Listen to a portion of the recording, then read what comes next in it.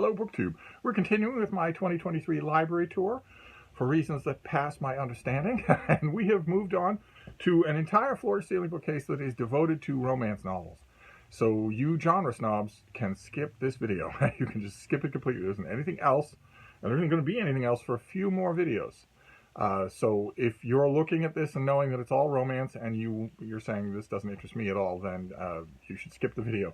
We're going to move on here, and I was emboldened by yesterday to think that maybe we can get this whole shelf done in one shot and then just move on. It's double stacked with double stacks of Transwise books, but I think we're gonna give it a try here. So let's see. Let's see if that is going to work.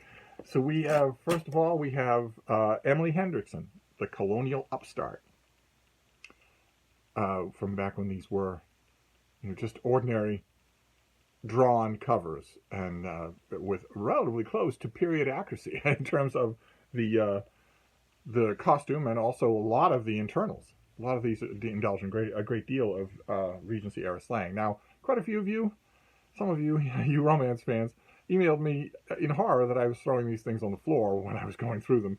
There isn't enough feng shui in the world to prevent that. They're going to have to go on the floor. And they're not being hurt. I'll just put them right back on the shelf. There's nowhere to put them if I don't put them down there. Then we have April Killstrom. This is A Choice of Cousins. A classic cover there with cover artwork. Also with motif that was often there in the drawn covers of having impersonal stone stationery waiting. We have Lord Dancy's Delight by Emily Hendrickson. These names, a lot of these names crop up over and over again. And yet, a lot of these Regency romance authors whose names crop up over and over again never seem to have jumped over into the professional world, into the non-Regency world. Some of them did, but a lot of them didn't. I often wonder about that. I wish that there were a big narrative history, maybe an oral history, of the heyday of the Regency factory format. It lasted for 40 years. Employed a lot of people, and exclusively women. I would think that would be worth a narrative. I think that would be worth a history. But anyway, we have Emily Hendrickson again, and this is Miss Haycroft's Suitor. With a steam-powered vessel in the background there, giving you a hint about its time period. We have Emily Hendrickson again. This is Hidden Inheritance. So you can see that signet changed their masthead a few times. We have Emily Hendrickson again. This is Lord Nick's Folly, but the cover has moved on to photos. It's basically a touched-up photo cover. We have Emily Hendrickson again, another photo cover. This is Pursuing Priscilla with that enigmatic cover model. I do not know who that is. I do not know who he is. He's on quite a few covers. I've never been able to figure out who he is. Never been able to learn that, even from people who are in the business. Then we have another Emily Hendrickson. This is A Chance Encounter. Oh, boob, boob, boob, boob. And one of those romance covers that just speaks to me, not in the way intended. Then Emily Hendrickson again. This is Lord Huntington's Legacy. Here we have a photo cover, full cast there. Let's see. Then we have, let's see here. We have Eileen Putnam. This is The Dastardly Duke. Thatched cottage in the background. We have Anne Douglas. This is Miss Caroline's Deception. Again with statuary in the background, just sort of looking on impassively. We have April Killstrom. I have a lot of April Killstrom. We've seen her already. Did we see this exact book already? That would be, I'm looking for those because I don't want to have doubles in here. This bookcase is badly overcrowded. But I'll find them as I go because I'm going to reorganize this. This is Twice Betrothed. Classic old cover there. We have The Counterfeit Betrothal, also by April Killstrom. Seems to have a bit of a problem with betrothals. We have The Charming Imposter by April Killstrom. We have The Nabob's Widow. The Nabob's Widow is about a young woman who comes back. She is the widow of a wealthy colonial agent. So you've got all sorts of politics in this one that don't often occur. They don't always occur. We have Captain Rogue by April Killstrom. This is another classic cover there. Rather nice detail being done on the stone balustrade there. We have The Wary Spinster. Is there any other kind? by April Killstrom. This is one of it's a very popular formula in these books that a woman, like the Nabob's Widow or the Wary Spinster, a woman is completely set up for life. She doesn't have a husband anymore, but she doesn't have to worry about society either, and is certain that not only is she so-called on the shelf, but wants to be there. And then love has other plans. Then we have another April Killstrom. This is Lady Sarah's Scheme. Gorgeous cover artwork here on these things. I am making a pile on the floor, but I am being careful. I will pick up after myself, I promise. Then we have Miss Killstrom. This is our April Killstrom. This is Miss Tibbles Investigates. Probably, I haven't read it yet, but probably it is a governess falls in love with her employer type book. We have Laura Matthews in My Lady's Chamber. The military man on the on the table back there. Some of these, occasionally, like I mentioned yesterday, occasionally I will clear the floor and make just towers of Regencies by author so that I can see how many of each one I have. And there are some in here where I only have one. We have The Autumn Countess by Catherine Coulter, who went on to a big mainstream career that, as far as I know, is still going on. This is wonderful. It's an absolutely wonderful Regency romance. Let's see here. We have April Killstrom again. This is A Scandalous Bequest. More stonework. A stately pile there in the background. We have Dawn Lindsay. This is Notorious Lady with a winter scene in the background. This was also really, really good. I don't know that author, though. Let's see here. Catherine Coulter again. This is Lord Deverell's Heir. That looks like someone from the era of Charles II in the bust on the background there. No idea what happens to these older Regency novels by these authors who go on to become established. Probably Sarah at the Bookish Knitter would know. Do they get reprinted without the Signet Regency stuff? Does Signet own them? No idea. Then we have The Ambitious Baronet by April Killstrom. Very sedate family scene there. The children's costumes are all wrong. The furniture is all wrong for the period. But the story seems like it has an intriguingly domestic element to it. We're going to keep going with the Transwise books. How are we doing? Oh, we're fine. We'll be able to do this. This is Gail Buck. This is The Waltzing Widow. Very nice cover there.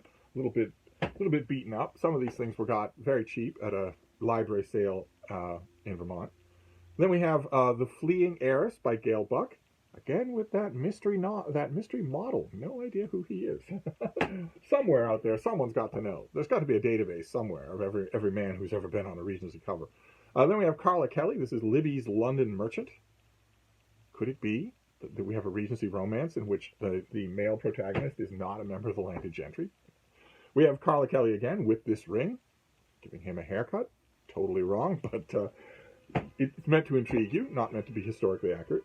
We have Carla Kelly again. This is Miss Grimsley's Oxford Career. Of course, Regencies, old style Regencies or modern Regencies can do wonders, but they can't change all reality. Otherwise, what's the point?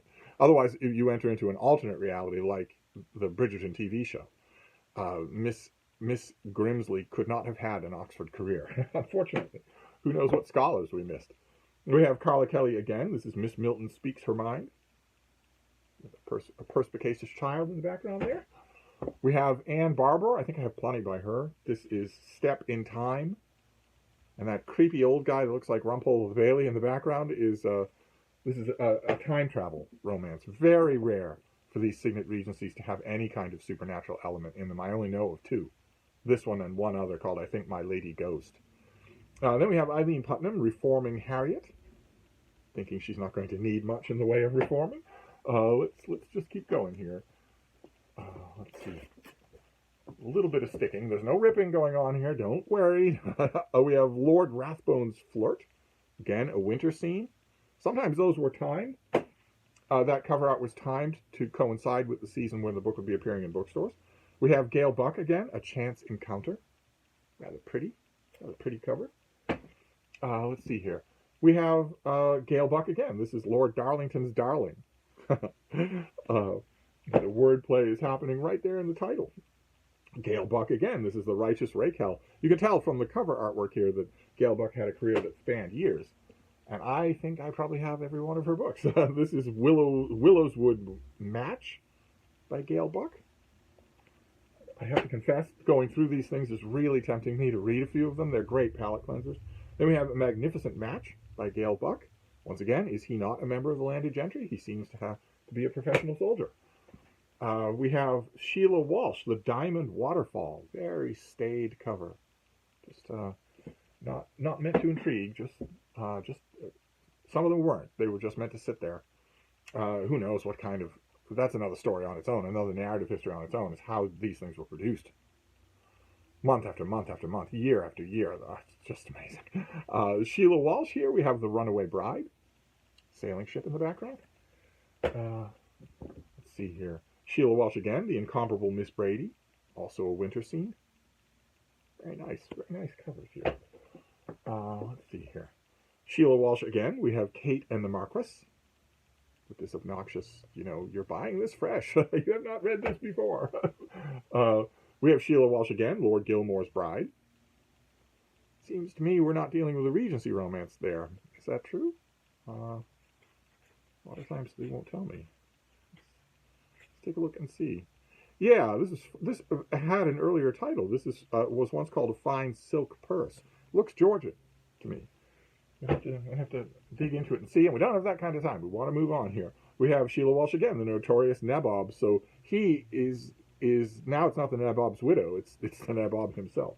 In town, not in London. Looks like London might be far in the distance there. Let's see here. Minerva's Marquess by Sheila Walsh. Another one of hers. So you can see the results here, the remnant of me once organizing these things. There's quite a few of these authors are together. We have Sheila Walsh again, Miss Lady Aurelia's Bequest. Classic artwork cover there, not a photo cover. We have Sheila Walsh, The Pink Parasol. This was delightful. Absolutely delightful. It never wanted to be serious, which is great. Not all of them are like that. We have Gail Buck, Belle's Bow.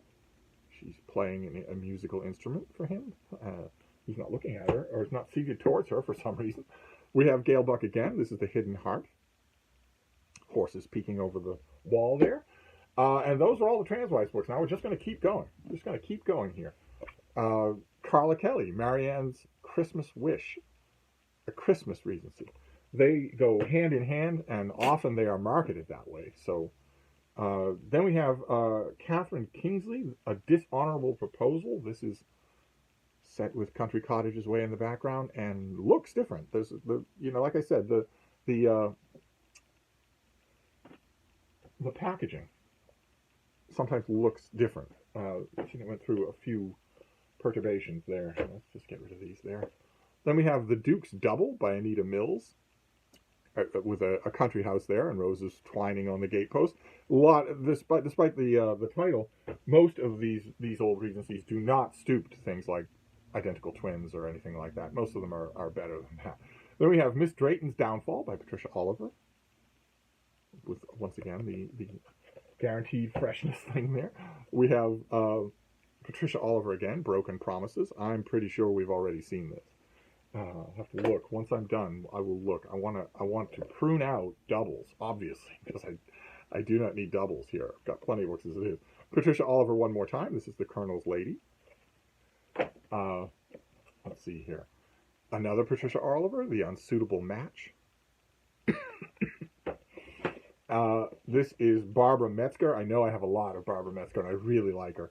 This is Miss Westlake's Windfall. The Carved Tree.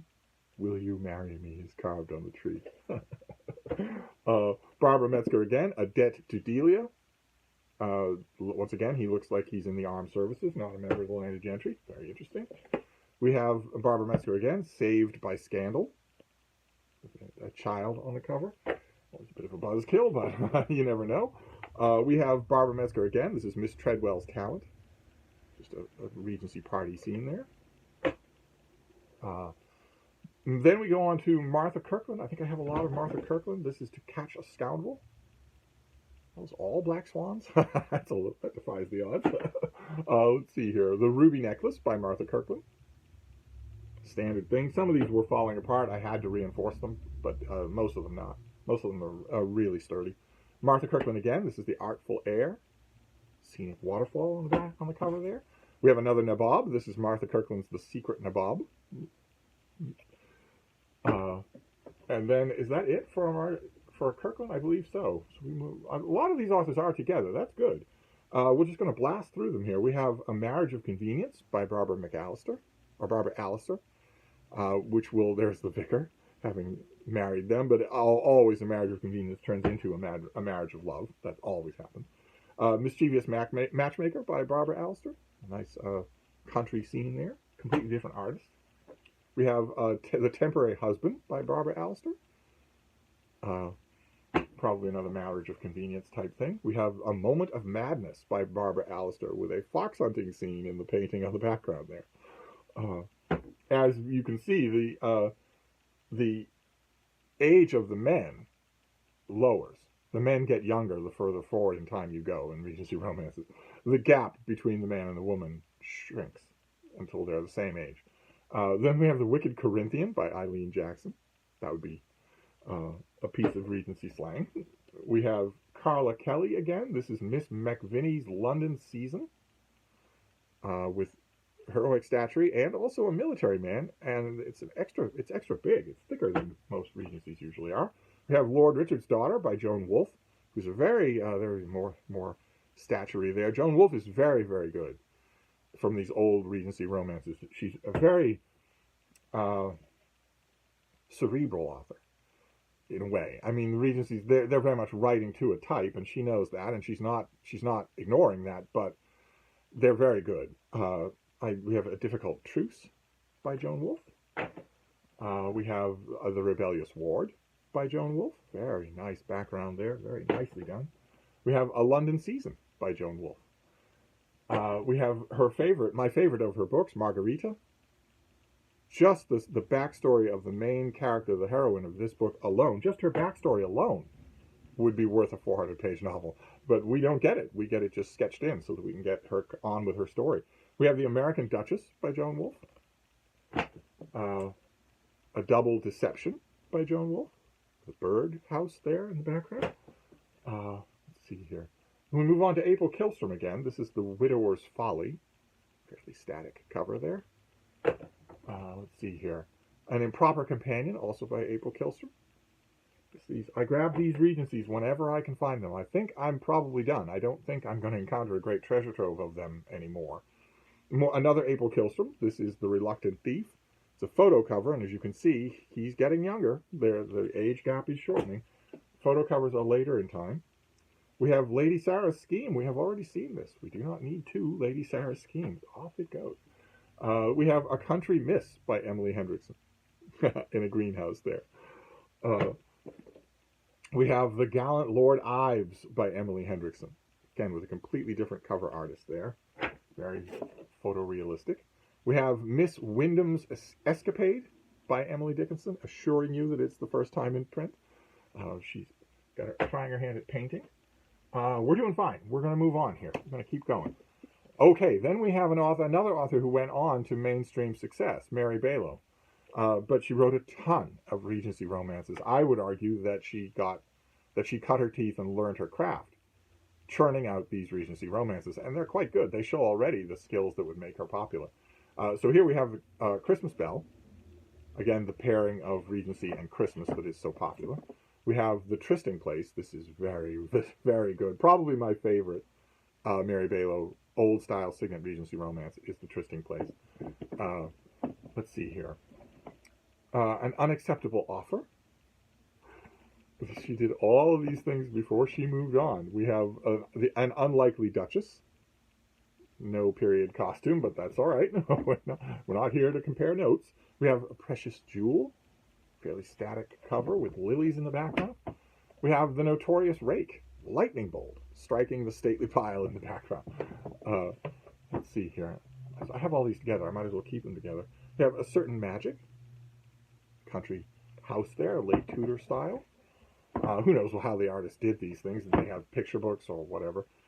We have A Lady with a Black Umbrella. Let's see here. Are these all Mary Balow? Yeah, these are all still Mary Balow. She's a great deal of this shelf. We have Red Rose. This was delightful. Absolutely delightful. She really did have a skill for this. I don't know if she continued to do Regencies even in the mainstream. We have Courting Julia with flowers. Again, these things were often timed for the seasons. We have Lord Carew's Bride. with the sticker there saying that you have not bought it before.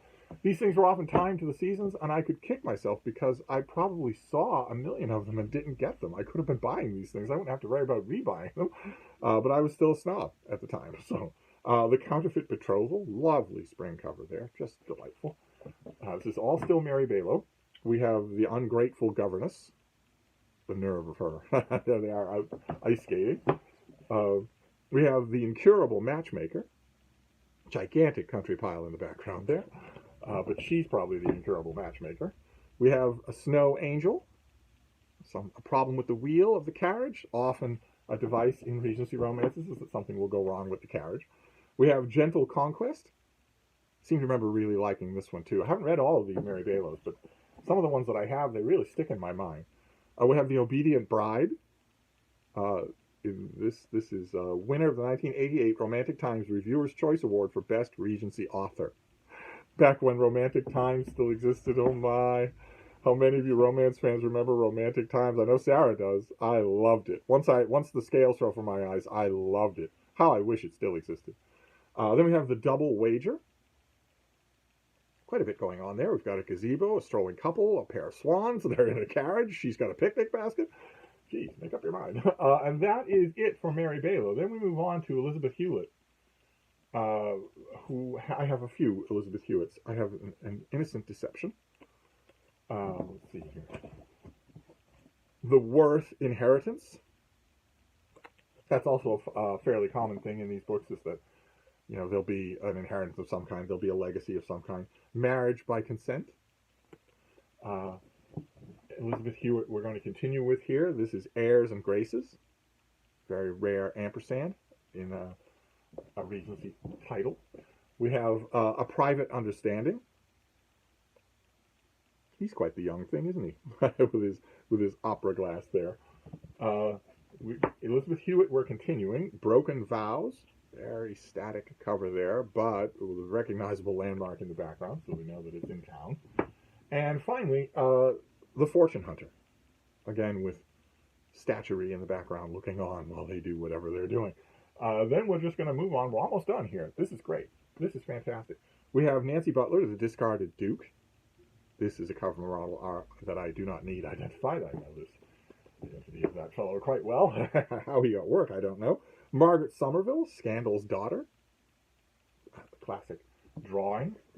We have Margaret Somerville again. Yes, A Royal Connection. I know I'm supposed to be paying attention to the stately pile and the lovely landscape, but I'm not. I am paying attention to the King Charles Spaniel and the Scottish Deerhound, who are having a love affair of their own on the cover there. We have Margaret Somerville, The Improper Playwright. Very interesting. I haven't read this, but it looks already like it will be quite different from other Regencies. I doubt very much that it will involve an actual playwright. Probably it will be that the young woman in the story is a secret playwright. That's probably what it will be. These things never feature the scribbling classes. Never. Not these older ones do. The newer ones will often have the woman, the female main character will be the writer of a scandal sheet or something like that, but usually not. Then we have another Margaret Somerville. This is Fortune's Folly. Quite the engaging cover with the statuary here dominating the whole thing. We have Margaret Somerville again. This is The Infamous Earl. That sounds awful familiar. I have a feeling there are doubles here, but I'm not gonna pursue it. We have Margaret Somerville, Highland Lady. So this is a Scottish lock. This will not take place in town. Let's see here. Margaret Somerville again, The Duke's Disappearance. Notice the older cover. Notice that he is twice her age. That goes away. That's going to be here in all of these Regency covers.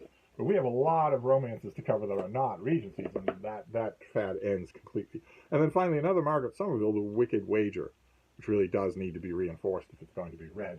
And there you go. That is it. That is another shelf. So we've got a few more shelves of Regencies and then a lot more romances to do, and then we'll be done with this bookcase.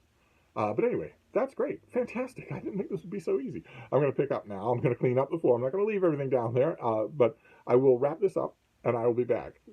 Thank you, BookTube.